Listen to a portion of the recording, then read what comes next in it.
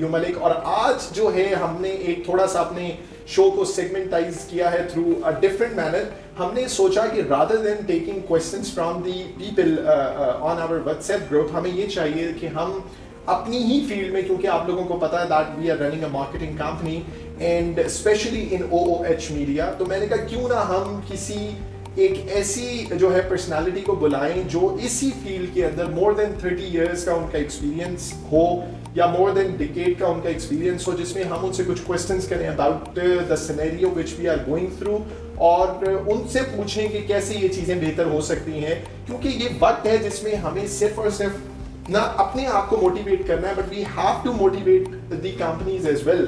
तो without wasting time आपकी मुलाकात करवाते हैं हमारे भाईजान से। क्या हाल है भाईजान, आप ठीक ठाक हैं? पहले तो बल्कि आपका बहुत बहुत शुक्रिया कि आपने टाइम निकाला आप आए। और ये जो ओवरऑल सिनेरियो इस वक्त चल रहा है, मतलब आप क्या समझते हैं कि ये जो हमारी इंडस्ट्री है OOH की, ये किस तरफ जा रही है, और जो मल्टीनेशनल्स हैं वो क्यों नहीं अब मोटिवेट हो रहे इसके अंदर दोबारा से स्पेंडिंग करने के लिए? पहली बात तो उसमें यह है कि एक फियर एक डेवलप हुआ जो वर्ल्ड वाइड हुआ और पाकिस्तान में भी ज़्यादा हो गया, और हमारे लिए एक सूरत इस किस्म की बिल्कुल नहीं थी। और क्लाइंट हमारे यहाँ जो आता है एडवर्टाइजिंग का पैसा हमेशा एक्स्ट्रा मनी से निकलता है। बिल्कुल ठीक। या कोई नई प्रोडक्ट लॉन्च हो रही हो उस वक्त लोग मार्केट पे और आउट ऑफ होम पे स्पेंड करते हैं, या अदरवाइज भी ATL या BTL पे जाते हैं। जब इस किस्म की चीज़ आई, मीडिया बहुत महंगा था, एक पैनिक क्रिएट हुआ मार्केट में, तो लोगों ने मुख्तलिफ मल्टीनेशनल ने और नेशनल कंपनीज ने भी अपने बजट्स को स्क्वीज़ किया और इनिशियली सस्पेंड किया, और बाद में जो इंफॉर्मेशन आई उन्होंने एग्रीमेंट कैंसिल कर दिए। बिल्कुल सही। फॉर द रीज़न कि लॉकडाउन अनाउंस हुआ है और पब्लिक कोई नहीं है मार्केट में, रोड्स पे पब्लिक नहीं है, तो हम तो पब्लिक लिए लगा रहे हैं, और पब्लिक नहीं होगी तो it's a wastage of money. The fact is कि lockdown was for only 5 to 6 days, actual lockdown for 5 to 6 days। उसके बाद लोगों ने निकलना शुरू कर दिया। ट्रैफिक वो 100% नहीं थी, 60%, 65%, और जैसे जैसे वक्त गुजरता गया 22 मार्च से वो ट्रैफिक का फ्लो भी बढ़ता गया। आफ्टर अ मंथ तो वो लोगों ने उसको रियलाइज भी नहीं किया, और गवर्नमेंट वो 5-6 दिन से ज़्यादा का नहीं था। बिल्कुल सही। प्रैक्टिकली तो लोगों ने निकलना शुरू कर दिया। हाँ, जो ट्रैफिक का एक फ्लो आम दिनों में होता था वो बिल्कुल उसमें बिल्कुल आया था, एक कम हुआ था, लेकिन उसके बावजूद भी 50-60% traffic was on the road.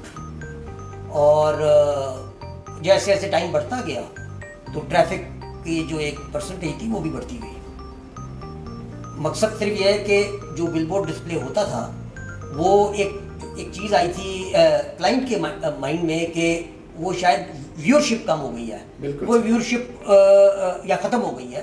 वो व्यूअरशिप ख़त्म नहीं हुई थी, कभी भी नहीं हुई थी, कम हुई थी, और वक्त के साथ वो बढ़ती गई। और इस वक्त और कहीं, क्योंकि मैं खुद विटनेस हूँ मुख्तलिफ रोड्स का, जो मेन आर्टरीज हैं लाहौर की, jail road, Ferozepur road, Multan road, main boulevard, Gulberg, यहाँ पे ट्रैफिक चलती रही है, और रश भी अभी भी मैंने देखा है, मतलब बहुत ज्यादा, आज भी बहुत ज्यादा ट्रैफिक। अब तो खैर लॉकडाउन टेक्निकली तो है ही कोई नहीं ना, तो लोगों ने तो वो बिल्कुल वो किया ही नहीं है, लेकिन क्लाइंट अभी भी स्पेंड करने के लिए तैयार नहीं बैठा हुआ।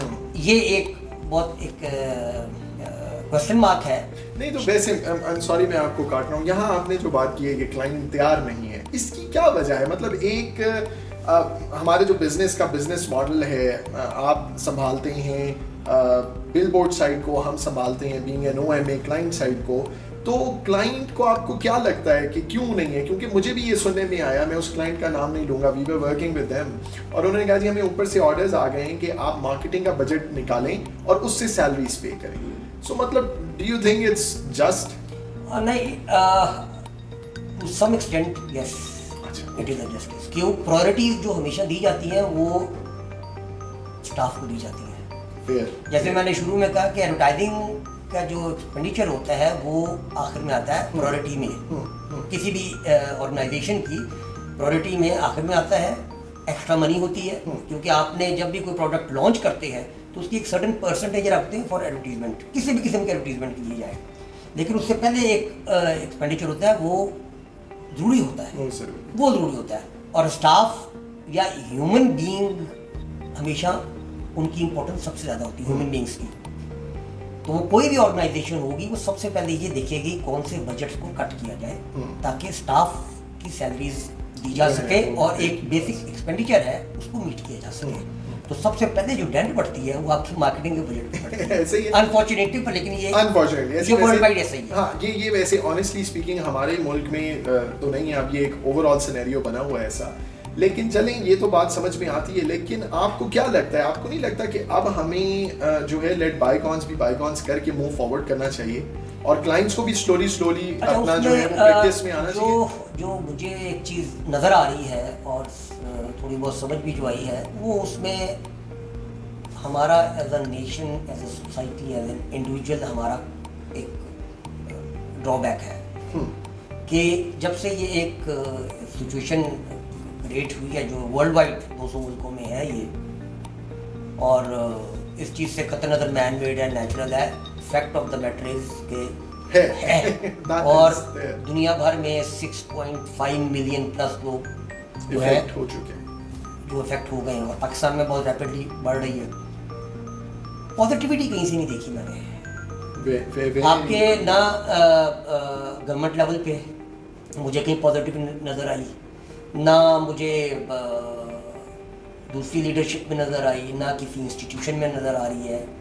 और जिनको हमारी कौम बहुत ब्लाइंडली फॉलो करती है, रिलीजियस लीडर्स को, उन्होंने भी कोई पॉजिटिविटी नहीं। अच्छा, वैसे इस पे ना मैं गाइस आप लोगों को ज़रूर ये बात करूँगा जो इस्माइल भाई ने बात की है, that is very important, that we are losing hope and optimism, and ये दो ऐसी कीज हैं जिससे you can conquer this universe. और हमें ना पॉजिटिविटी को ख़त्म करना चाहिए अपने अंदर से, ना हमें ऑप्टिमिज्म को छोड़ना चाहिए, क्योंकि एक ये दो ही उम्मीद की किरण है ना जिसके बिहाफ पे हम लोग आगे रन कर रहे होते हैं। तो आपको क्या लगता है, मतलब how do you see that, how we will gonna cope with all the scenario which we are going through right now, कि हम कैसे कम बैक करेंगे? लेकिन सबसे पहले तो हमें ये अंडरस्टैंड करना है कि ये सिनेरियो जो है वो एग्जिस्ट करता है।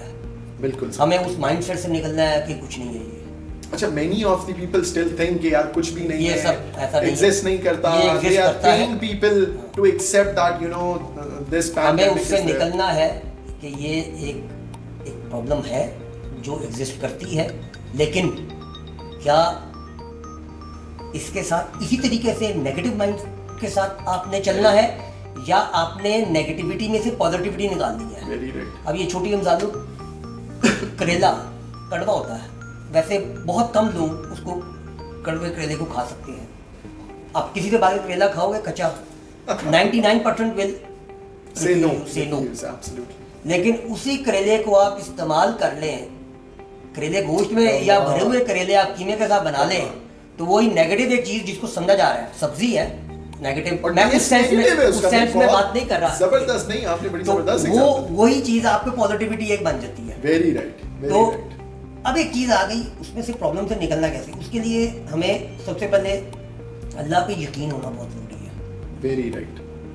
या जो भी आपका, जिस पे भी आपका ईमान है, हम मुसलमान हैं, हमारा ईमान अल्लाह पे है, ठीक है, तो अल्लाह पे यकीन होना चाहिए। रिलीजियस बिलीव आपका बहुत जरूरी है, बहुत जरूरी है। अल्लाह से उम्मीद नहीं होनी चाहिए, उम्मीद इंसानों के साथ लगाई जाती है, उम्मीद में प्रोबेबिलिटी होती है कि होगा नहीं होगा, एक फैक्टर टू सम एक्सटेंट रहता है कि शायद ना हो, कि मुझे उम्मीद है, इसका मतलब कहीं ना कहीं आप डाउट में है कि ये शायद नहीं होना। जब अल्लाह ताला आ जाता है जो क्रिएटर है इस दुनिया का, तो फिर आपका यकीन होना चाहिए कि ये होगा। अब हमें ये सोच लें कि ये प्रॉब्लम है, नेशन वाइड भी है और इंटरनेशनली भी है। अब हमारा अनफॉर्चुनेटली मुल्क भी गरीब है, गवर्नमेंट के पास इतने फंड नहीं है, और वो चाहते भी हैं कि इससे निकला जाए। इकोनॉमिक क्राइसिस भी चल रहा है, जो प्री इस प्रॉब्लम भी चल रहा था, लेकिन अब और वर्स्ट हो गया है।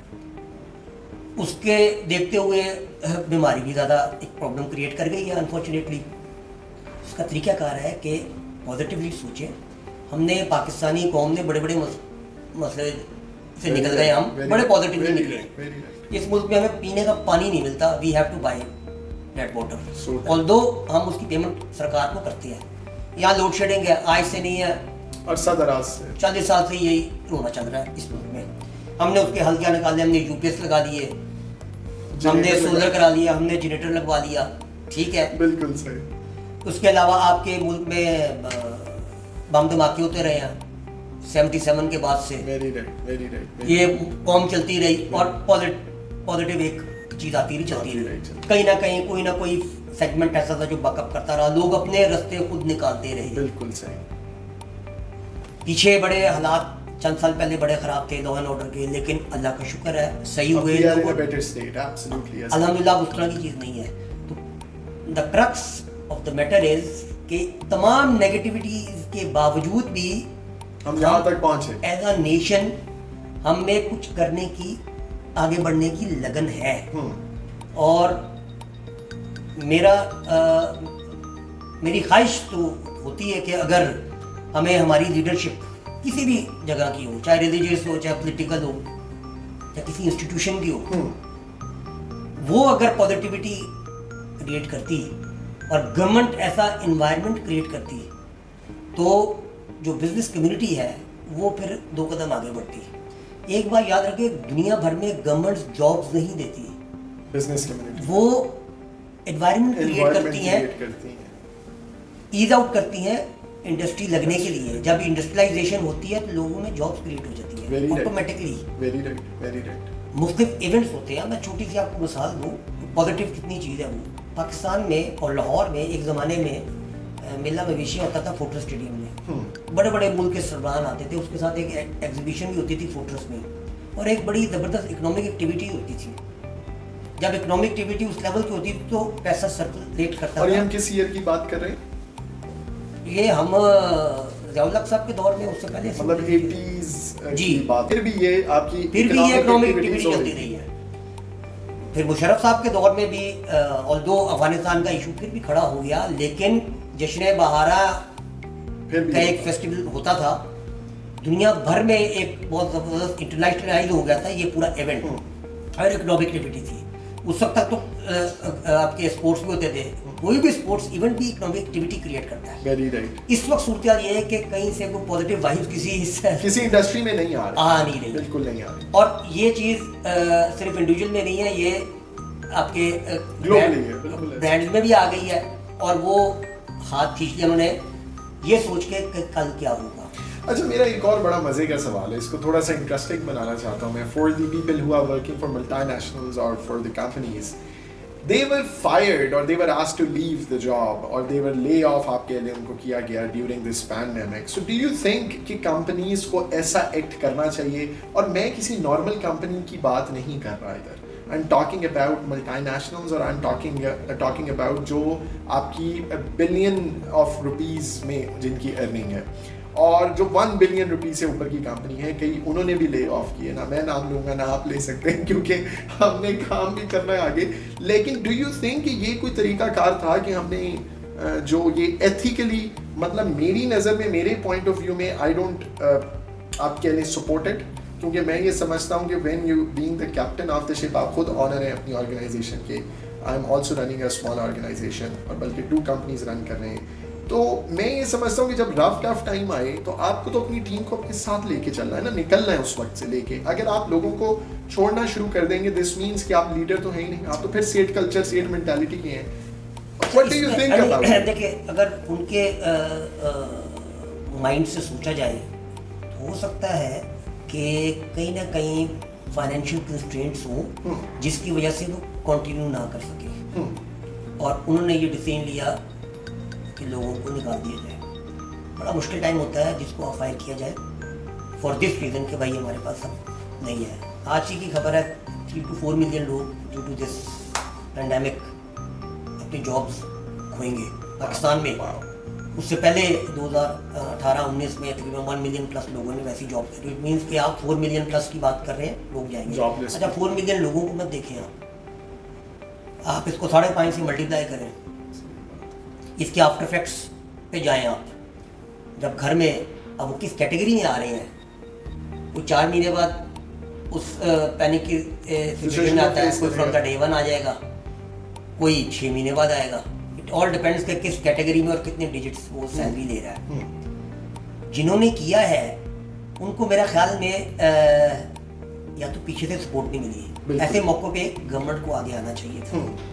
एक गवर्नमेंट सपोर्ट करती। इसकी मैं छोटी सी मिसाल दूं, ऑस्ट्रिया बड़ा छोटा सा मुल्क है, वहाँ पे जो मुख्तलिफ लोग काम कर रहे थे, गवर्नमेंट ने उनको कहा कि आप बंदे ना निकालें, 90% ऑफ द सैलरी हम देंगे फॉर 3 मंथ्स। आप जिस जगह पे बैठे हुए हैं, if you are paying the rent, don't pay the rent.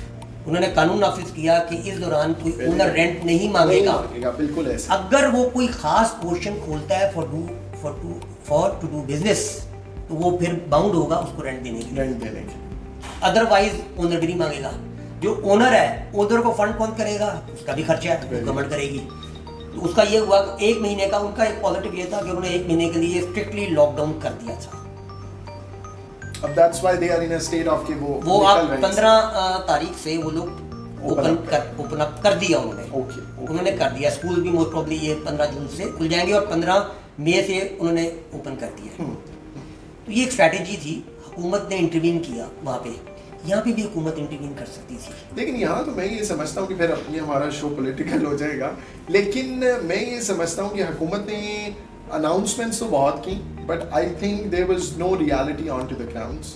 मतलब आप नहीं, देयर इज अ रियलिटी, क्योंकि देयर आर मेनी पीपल जिनको मैं जानता हूँ जो उस लेबर क्लास के हैं, जिन्होंने कहा और बड़े डिजर्विंग हैं, जिन्होंने कहा जी हमने अपने आईडी कार्ड्स भी भेजे और सब कुछ किया for the amount which our prime minister 12,000 rupees. तो अब वो भी उन तक ना पहुंच सकी, तो ये क्या मतलब मेरा नहीं, वो देखिए वो परफेक्शन तो नहीं हो सकती अल्लाह की ज़ात के अलावा, लेकिन वो बहुत सारे लोगों को गई भी है।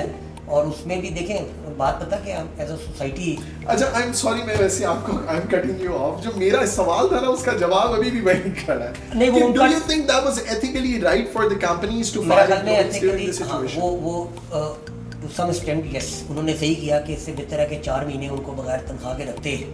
नहीं, लेकिन जो देखें जो 1 अरब का जिसका टर्न इसका तरीकाकार हो सकता है। मेरे एक बड़े अच्छे दोस्त हैं, उनका भी बहुत ज़्यादा बिजनेस है। उन्होंने एक बड़ी अच्छी स्ट्रैटेजी, उन्होंने किसी को फायर नहीं किया। उन्होंने क्या किया, जिसकी सैलरी सपोजिटली 2 लाख थी, उसको कहा कि यार तुम्हारी सैलरी जो है मैं 1.25 लाख दूंगा। जो 75,000 को उधर से आ रहा था, उसमें उनके 2 या 3 जो भी एक वो बंदों को उसमें कर रहे थे। हमारे बहुत सारे ऐसे एरिया हैं जिनकी 40-50 लाख रुपया मीडिया में ही है सैलरीज है।